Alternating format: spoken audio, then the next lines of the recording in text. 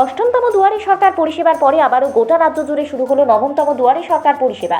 এই পরিষেবার প্রথম দিনে প্রত্যেকটি ক্যাম্পে অগণিত মানুষের ভিড় ছিল চোখে পড়ার মতো।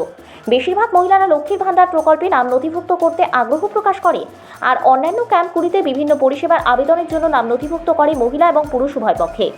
নদিয়ার শান্তিপুর পৌরসভার অন্তর্গত 4 নম্বর ওয়ার্ডের রবীন্দ্র বিদ্যাপীঠ বিদ্যালয়ে শুরু হয় নবমতম দুয়ারে সরকার পরিষেবা। উল্লেখ্য বিষয়, গত কয়েকদিন আগে উত্তরবঙ্গ সফরে গিয়েছিলেন রাজ্যের মুখ্যমন্ত্রী মমতা বন্দ্যোপাধ্যায়।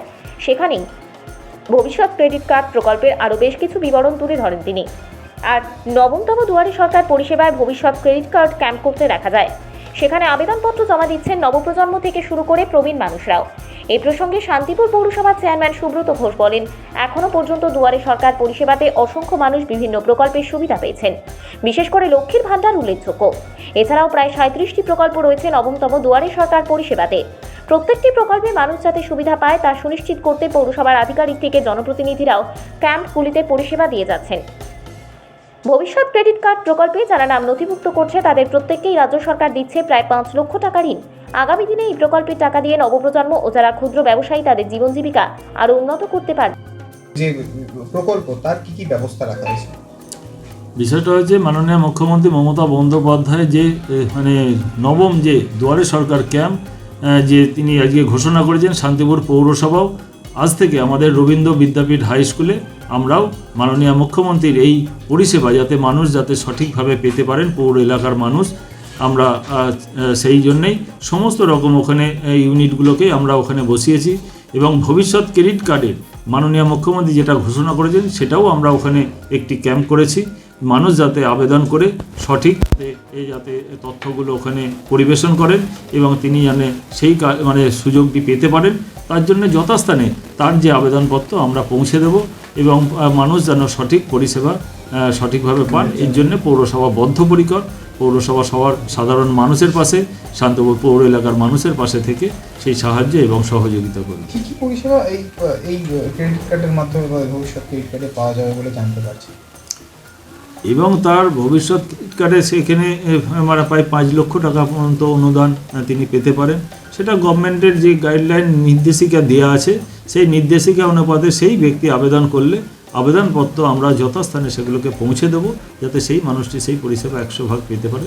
তার জন্য আমরা যতটুকু তার সেই মানুষটার সাহায্য করা যায় আমরা তার পাশে থেকে সেই সাহায্য করি। এক্ষেত্রে কি সাধারণ মানুষের ব্যবসায়িক উন্নতি বা নতুন করে ব্যবসা করতে পারবেন বা তারা আর্থিকভাবে সচ্ছল হবে বলে মনে করছেন মুখ্যমন্ত্রীর প্রকল্প? অবশ্যই মুখ্যমন্ত্রী তো সাধারণ মানুষের জন্যই তিনি সর্বদাই চিন্তা করছেন সাধারণ মানুষ কিভাবে মানুষের পাশে থেকে মানুষের উপকৃত করা যায়। তাই জন্যে ভবিষ্যৎ ক্রেডিট কার্ড তিনিও একটি নতুন প্রকল্প আবার নিয়ে এসছেন। নিশ্চিতভাবে তারা যারা আবেদন করবেন পুঙ্খানুপুঙ্খ তার তদন্ত করে তার যাতে সেই মানুষটা সঠিকভাবে পেতে পারে, তার জন্য প্রয়োজনীয় ব্যবস্থা যা যা আছে তারা সেইগুলো আবেদন করলে আবেদনের ভিত্তিতে তিনি সেই জায়গায় স্থানে পৌঁছানো নিশ্চিতভাবে পাবেন। ভবিষ্যৎ ক্রেডিট কার্ড রাজ্যের মুখ্যমন্ত্রী এটাই আবার নতুন করে এনেছেন এবং সাধারণ মানুষের ব্যবসা বাণিজ্যের ক্ষেত্রে এবং সবথেকে বড় কথা আমরা যেটা দেখেছি প্রচুর ইয়াং ছেলে মেয়েরা ব্যবসা করার জন্য এগুলো জমা দিচ্ছে এবং আমি এমন কিছু নামও জানি যারা রীতিমতো লোন পেয়ে গেছে এবং পেয়ে তারা খুব উপকৃত হয়েছে এবং আমাদের কাছে ধন্যবাদ জানিয়ে গেছে। তবে কিছু কিছু ক্ষেত্রে একটা বলবো, সরকারকে বলবো যেটা ব্যাংক একটু ডিস্টার্ব করছে, ট্যাক্স ফাইল পিট্যাক্স ফাইল এটা ওটা চাইছে।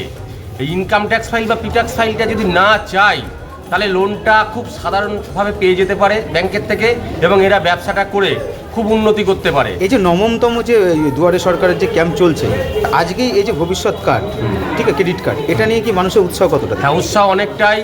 কেউ উদ্যম রেজিস্ট্রেশন করতে আসছে, কেউ ফর্ম ফিল আপ করতে আসছে। তাছাড়াও এটার প্রতি আমরা যেভাবে বুঝিয়ে দিয়েছি মানুষের কাছে, সেই হিসেবে তারা খুব করতে চাইছে। কিন্তু করার পরে যে বললাম 2-1টা ডিস্টার্ব হচ্ছে, যেটা ব্যাংক বারবার আইটি ফাইল চাইছে, এই যে ইনকাম ট্যাক্স ফাইলটা চাইছে, সেই ফাইলটা চাইছে বলে কেউ কেউ করছে 1 বছরের করছে, যার ফলস্বরূপ অনেকের লোন হয়েও গেছে। আবার কিছু কিছু ব্যাংক 3 বছরের করে আনতে বলছে। এবার অনলাইনে যেহেতু ইনকাম ট্যাক্স ফাইল হচ্ছে 3 বছরের করা যাচ্ছে না, যার ফলস্বরূপ অনেকে এই ব্যাপারটা একটু ডিস্টার্ব বোধও হচ্ছে। আজকের ক্যাম্পে কি কেউ আবেদন করেছে? আবেদন করেছে, ফর্ম নিয়ে গেছে এবং তাদেরকে আমরা বুঝিয়ে দিয়েছি, আগামী দিনে এসে বলেছে সব জমা দিয়ে যাবে। এই যে কার্ড, এই কার্ডের মাধ্যমে সেক্ষেত্রে কি মনে করছেন যুক্তিযুক্ত করেছেন? মুখ্যমন্ত্রী যে ব্যাপারটা করেছে, মানে এই যে সাধারণ ছেলেমেয়েরা ব্যবসা করে তার জন্য যে লোনের ব্যবস্থাটা করেছে এটা খুবই যুক্তিযুক্ত। কিন্তু ওই যে বললাম ব্যাংক কিছুটা ডিস্টার্ব করছে এখানে। আমরা এসডিওকেও জানিয়েছিলাম, এসডিও ব্যাংকের ইয়েদের ডেকেছিল, ডেকে বলে দিয়েছে। তারপরে ওই যে বললাম ইনকাম ট্যাক্সের ফাইলটার জন্য অনেক সময় তারা লোনটা নিতে পারছে না। আর একটা বলবো, সরকারের এটা দেখা উচিত যে যে টাকাটা দিচ্ছে লোনের টাকাটা তারা অন্য অ্যাকাউন্টে দিচ্ছে, অর্থাৎ তারা যেখান থেকে মাল কিনবে সেই অ্যাকাউন্টে, তার অ্যাকাউন্টে দিচ্ছে। আমি বলবো এইটা যদি না হয়, কারণ মানুষের মধ্যে গ্রাহকের অ্যাকাউন্টে দেওয়া গ্রাহকের অ্যাকাউন্টে দিলে খুব সুবিধা হয়। তারা আমাদের কাছে বারবার এটা এসে বলছে আমরা কেন অন্য অ্যাকাউন্টে টাকা নেবো, আমরা ব্যবসা করবো, আমরা নিজেরা করবো, যেখানে কম পাবো সেখানে যাবো। কারোর ব্যবসাদার আমি অ্যাকাউন্ট নম্বরটা দিলাম, তার আন্ডারে টাকা যাচ্ছে, যে যতটা পাচ্ছে দাম আমাদের থেকে নিয়ে নিচ্ছে, যার ফলে আমরা লোকসান ক্ষতিগ্রস্ত হচ্ছি। ওরা বলছে যে টাকাটা যদি আমাদের অ্যাকাউন্টে দেওয়া হয় তাহলে আমরা খুবই লাভবান হব। আপনি কি পৌর আধিকারিক? আমি, হ্যাঁ, আপনার নাম? আমার নাম শক্তি বিশ্বাস।